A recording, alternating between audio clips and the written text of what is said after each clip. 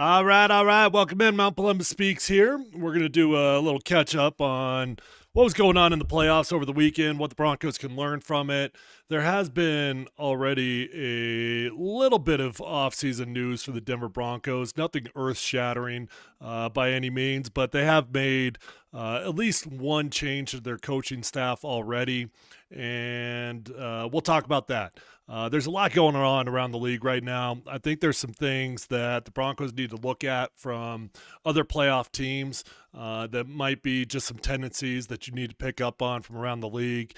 And we'll talk about some of the candidates going on out there as well for other teams. Man, that was a lot of fun playoff football this weekend, and it freaking sucks that the Broncos lost. But you know what?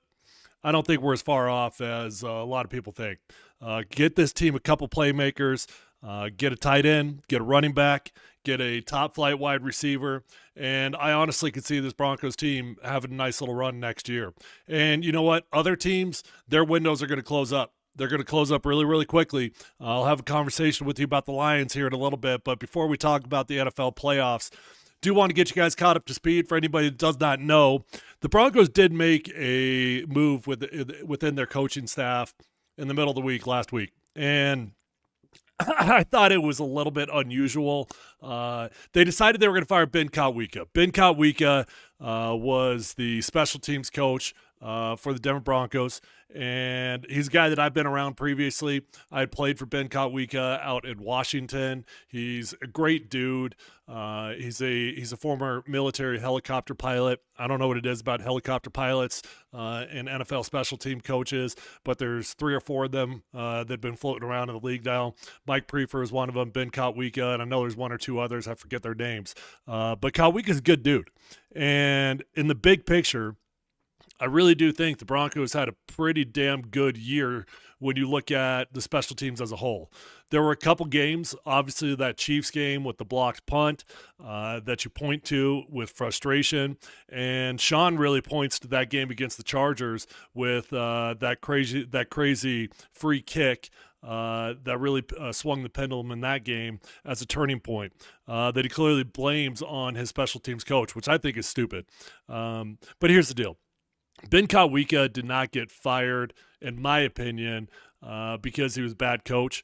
Matter of fact, when you look at where the Broncos stand statistically, well, number one, they got a Pro Bowl punt returner in Marvin Mims. Did a lot of good things this year, right? A lot of good things out there. We're good with our kicker. We're good with our punter. We're good with our long snapper. Our specialists are solid. And our special teams as a whole was rock solid. So when I saw Ben Kotwica got fired, I was like, really? Why? Well, there's always a fall guy, right? And for a quick hot minute there, I thought Vance Joseph was going to be a fall guy. I no longer think Vance Joseph will be a fall guy, but I do think that if Vance gets offered a job somewhere else, number one, he will take it, and number two, the Denver Broncos will allow him to go. But the Broncos defense was too good this year to just flat out fire Vance Joseph. But Ben Kotwica, he got let go for a couple reasons. He was never really Sean Payton's guy. He just wasn't. There's a few guys on this coaching staff right now that although were technically hired by Sean Payton, they're more or less leftovers. There were coaches that he couldn't find anybody from his previous stops to come back around. And most people are speculating that the reason why Sean Payton fired Ben Kotwica is because his other former special teams coach, Darren Rizzi, who coached with Sean for a while out there with the Saints, is available. And that makes a lot of sense. Like there's other names out there that are potential special team coordinator candidates. Mike Kliss put out a list of them. He said among the special team coordinator candidates, they are Denver Broncos' own Chris Banjo, who is the assistant special teams coach. Chris Banjo, that's a hell of a football name, by the way, Banjo. Darren Rizzi, who I just told you about from the Saints. Chris Tabor, John Fassel, and Joe DeCamillis, among others. There's a couple other names on there. You guys might be familiar with Joe DeCamillis. He is the former special teams coach on the Super Bowl 50 year. So he was around in 2015 when we won a Super Bowl. I know Joe D. He's a crazy psycho, but I love him. Yet I don't think he's got any chance at the job. Ben Kotwica got fired because Sean Payton just wants to get the band back together. And you know what? I really don't hate it. I feel bad for Ben Kawika because I don't think he did a bad job at all. Matter of fact, I think he did an admirable job. The special teams as a whole was ranked number 14, which is not elite, but it's certainly far from bad. That's just a few spots away from having a top 10 unit. Ben Kawika got fired because Sean wants to get the band back together. And I know a lot of people kind of roll their eyes at that all the time, like, here he goes again. He's just going back to get another one of his old Saints guys. There's another Saints player. There's another Saints coach. That's the way the NFL works, man. That is the way that it works. When you get in with a coach, you're in for life. You're in for life. That's as a player or as a coach. I lasted 8 years in the NFL because I got in with Mike Shanahan. Mike Shanahan liked me. He knew me. He trusted me. And everywhere I went was either with Mike Shanahan or one of Mike Shanahan's disciples because I fit the system well, right? And coaches do the exact same thing. They bounce from city to city to city with former fired head coaches that get the band back together again. Gary Kubiak did it in 2015 with his guys. He got the band back together. Kubiak allegedly was offered the offensive coordinator job with Vic Fangio, and he wanted to get the band back together again. But John Elway didn't want a few of his staff members, and Kubiak said, nope, not doing it without my guys. So I actually think it's smart. Look, coaches, I think that human beings in an NFL building are some of the most insecure human beings on planet Earth, which sounds counterintuitive for world-class athletes, for dudes that have got jobs that everybody in the world would dream of. Dude, we're always afraid of the guy that's behind of us. We're always afraid that somebody's better than us. And coaches aren't any different, by the way. Josh McDaniels, when he came in, I think one of the bigger mistakes that Josh McDaniels made was that he actually kept a few of the holdovers from the Mike Shanahan staff. And you know what that caused? Friction. It caused friction inside the building. Josh was going to lose everybody eventually. It was just a matter of time.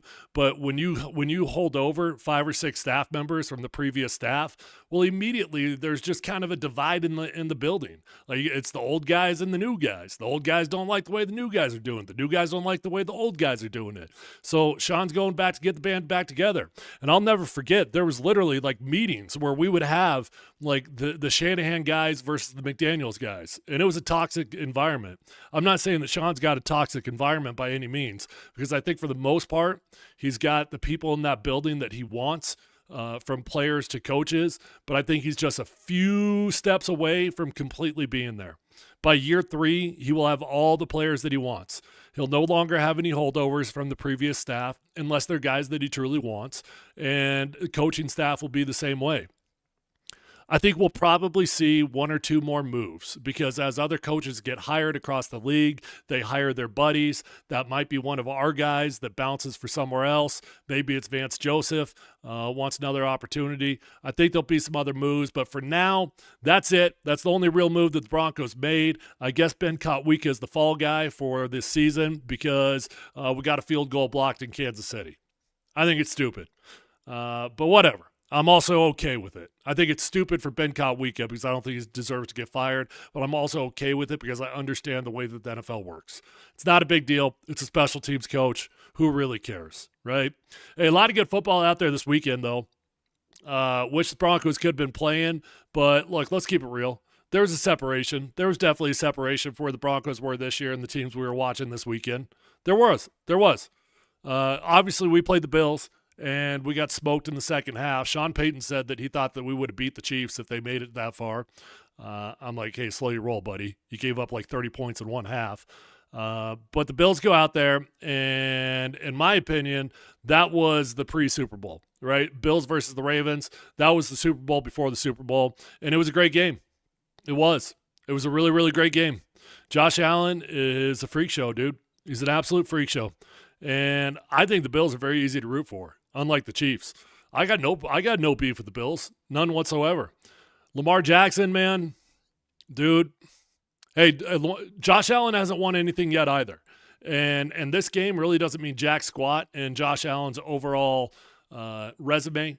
Like when it's all said and done, nobody's going to care that Josh Allen beat Lamar Jackson unless he wins the Super Bowl. But it's a step in the right direction.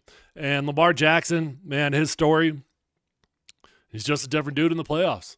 And when you talk about athletes, it's never black and white. It's never like, hey, they're awesome or they suck. They're awesome or they suck. And fans always want to talk about it. It's just one or two things, right? It's always binary. Well, it's not. It's not always that way.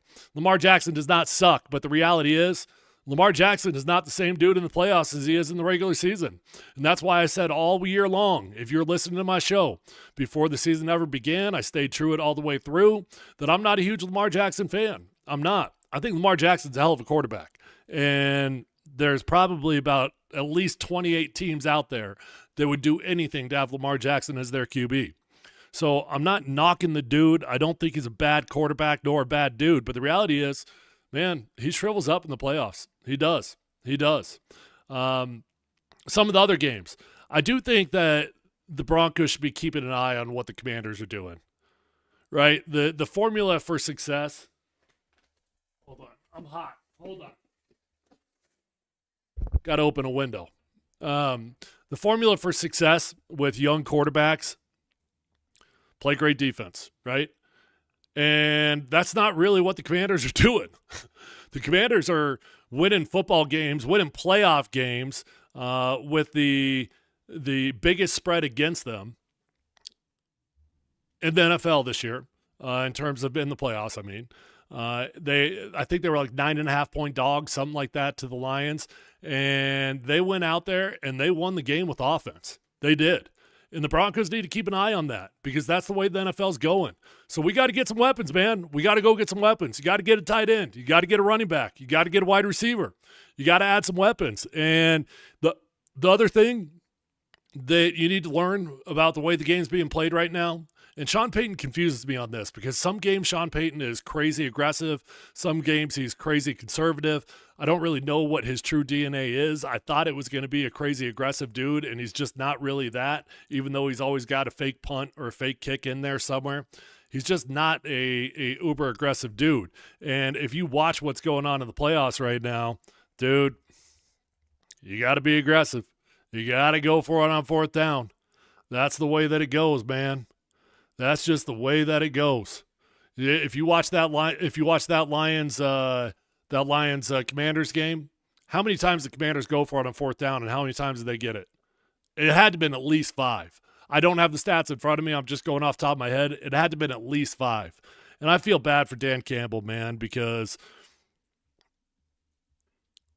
if you polled every player in the NFL and you just asked them what coach they wanted to play for, dude, Dan Campbell would land at number 1 far and away. Players freaking love that man. And he's so freaking easy to root for. But I'm kind of bummed out for the Lions. I'm kind of bummed out because it's been fun. It's been fun to have this kind of magical ride from the Detroit Lions over the last 2 seasons. But I think it's coming to an end. I do. I think it's all over for the Lions because they're going to lose Ben Johnson. He's going to take that Chicago job. They're in all likelihood going to lose Aaron Glenn, their defensive coordinator. Ben Johnson's the offensive coordinator. Aaron Glenn's the defensive coordinator. And I don't know how they recover from that, man. I mean, they got good players on their team, but they got the 2 best coordinators in the NFL right now, at least the 2 hottest coordinators in the NFL. And you lose both those guys, I don't know, dude. I think that clock is ticking on the Lions' opportunity out there. What else? Eagles, Rams. Man, I was pulling so hard for the Rams. I don't know how you guys were, but first off, the Rams are owned by Stan Kroenke, who owns the Nuggets and the Avs and happens to own my radio station, Altitude 92.5. So the Rams are in the family, right? Sean McVay is in my family. I love Sean McVay. I consider him a good friend. And I've always found the Rams just very easy to root for. Matthew Stafford is a fun quarterback to watch. I thought they were going to pull it off. I did, man. And if it weren't for that snow, I really think the Rams are making a run at a Super Bowl this year. I think they're making a run at a Super Bowl.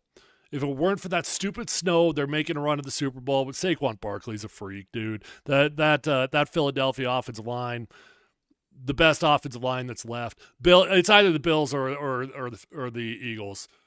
Actually, I might lean towards the Bills, just give them a slight edge, but they're both damn good offensive lines, and that's what you've got. The Broncos do have a pretty good offensive line, though. So that's good news. They're not looking for help on the O-line. They got that whole group locked up outside the center long term, and the center's on a young rookie contract, so he ain't going anywhere.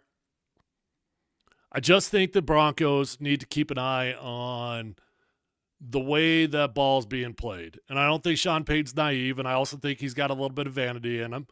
And I think he's going to want to have a very high-powered offense. But if you don't have a high-powered offense in today's NFL, long gone are the days of winning with defense, man. I think you can win Super Bowls with one-offs like we did in 2015 with a great defense, but it's impossible to have a dynasty in the NFL. It's going to be impossible to survive against Patrick Mahomes and Justin Herbert and whoever hell else the Raiders get as their quarterback unless you've got a dynamic offense. So they got to get some weapons, man. They got to go out and get some weapons. I hope they could draft a guy like Tyler Warren in the draft in the first round, sitting there at 20. Maybe some way, somehow, Ashton Genty could slide to like 17, 18, and maybe you fire and you go up and get him. But they got to get some weapons, man, and you got to have a high-powered offense. Keep an eye on what's going on out there with all the coaching changes. Keep an eye on Vance Joseph. I do think there's a very good chance that Vance will bounce, and I don't think the Broncos would block it if he got an opportunity. I just think that they're not on the same page. I don't think that Sean and Vance Joseph have been on the same page for a long time. Hey, I want to take a quick second to thank my sponsor, Safeway, who have been with me on and off in various forms for 7 or 8 years. Been a huge part of Pedal with Polumbus to beat ovarian cancer. I've donated over $500,000 in honor of my mother who died to ovarian cancer. And they're just a different grocery store, man. It matters. They've got fresh food. They've got local flavors. They cut their fruit fresh in store every single day. You can order online, and Safeway's going to do the rest for you.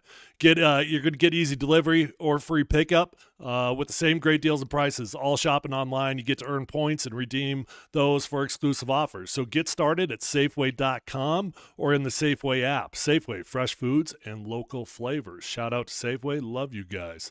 Mount Polumbus Speaks is the podcast, and if you guys have not subscribed, please do. If you're watching on Twitter right now, hit the link in my bio on Twitter, go on over to YouTube and hit subscribe. That's where all my content lives. We're going to continue throughout the offseason, putting out content every single week.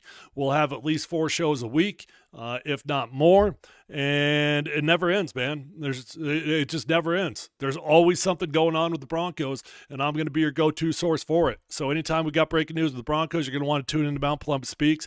If you enjoy the podcast and you want to help me grow, go over to YouTube and make a comment on the thread, and that really helps my algorithm and helps my account grow. Somebody asked, do they promote from within? I heard the defensive backs coach would be a good choice with what he's done with the secondary. Probably not, I don't think. And you got to ask yourself why, right? If they're willing to get rid of Vance Joseph, that's probably because they are ready to get rid of all of his guys. And that staff is probably all of his guys. I could be wrong. And honestly, quite frankly, I hope that the Broncos keep Vance, because I'm a fan of Vance Joseph and I think he's done a lot of good things. I'm just not going to be surprised at all if he moves on. Anyways, that's it for today. I appreciate you guys watching. Stay tuned for the next episodes. Make sure you hit like and comment on that algorithm. It really helps me out in what I'm doing. Until next time, we will talk to you guys soon.